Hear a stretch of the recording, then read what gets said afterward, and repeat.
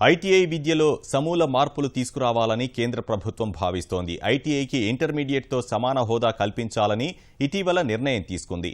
కేంద్ర నైపుణ్యాభివృద్ధి శాఖతో రాష్ట్ర ప్రభుత్వాలు ఒప్పందం కుదుర్చుకునేలా ప్రోత్సహించింది. సార్వత్రిక విద్యాపీఠం ఆధ్వర్యంలో నిర్వహించే ప్రత్యేక పరీక్ష ద్వారా ఐటీఐ విద్యార్థులకు ఇంటర్ సమాన హోదా కల్పించనున్నారు.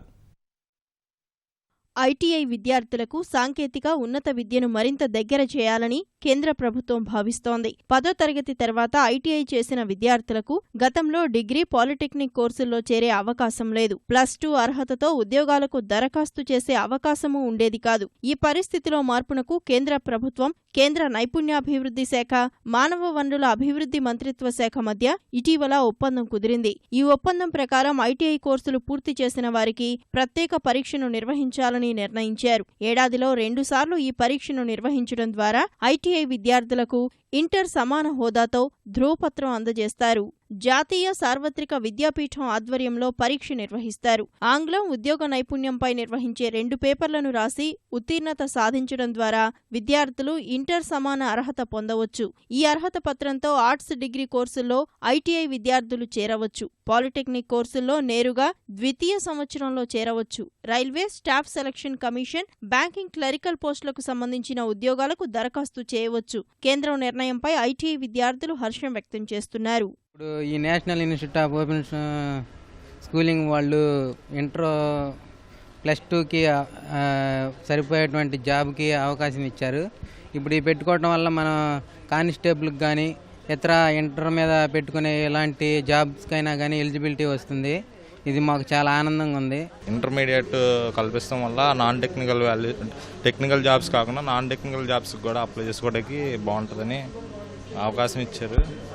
దీనికి వల్ల చాలా మందికి ఉపయోగపడుతుంది. ఏ ఎగ్జామ్గా ఎంట్రీ చేయాలన్నా +2 కావాలి. అలాంటిది ఇప్పుడు వరకు ఎలిజిబిలిటీ అనేది చేయట్లా. ఇప్పుడు వాళ్ళ గవర్నమెంట్ ఐటీలో +2 అనేది ఇవ్వడం వల్ల అందరికీ ఉపయోగపడుద్ది. నాలాంటి నిరుద్యోగులకు బాగా ఉపయోగపడుద్ది అని నేను చాలా అనుకుంటున్నాను. డిసెంబర్ 10, 11న సార్వత్రిక విద్యాపీఠం ద్వారా దేశవ్యాప్తంగా పరీక్షను నిర్వహిస్తున్నారు. కేంద్రం నిర్ణయంతో ఐటీఐ చదివిన నిరుద్యోగులకు ఉపాధి అవకాశాలు మెరుగుపడతాయని అధికారులు అభిప్రాయపడుతున్నారు. అకాడమిక్ క్వాలిఫికేషన్ ఇంప్రూవ్ చేసుకోవడానికి ఎన్ఐఓఎస్ వాళ్ళు పెట్టిన స్కీమ్ ఇది.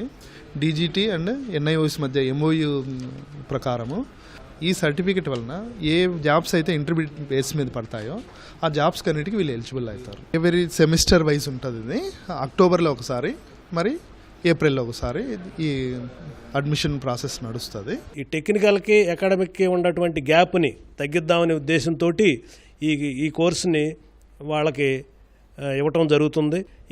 ఇంగ్లీషు ప్లస్ ఎంప్లాయబుల్ స్కిల్స్, ఆ 2 సబ్జెక్ట్స్ కానీ పాస్ అయినట్టయితే ఐటీఐలో పాస్ అయినటువంటి 3 సబ్జెక్ట్స్ని తీసుకుని క్లబ్ చేసి ఈ సర్టిఫికేట్ 10+2 సర్టిఫికేట్ ఇవ్వడం జరుగుద్ది. ఐటీఐ విద్యార్థులకు ఇంటర్ సమాన హోదా వల్ల మంచి ఫలితాలు వస్తాయని కేంద్ర రాష్ట్ర ప్రభుత్వాలు భావిస్తున్నాయి.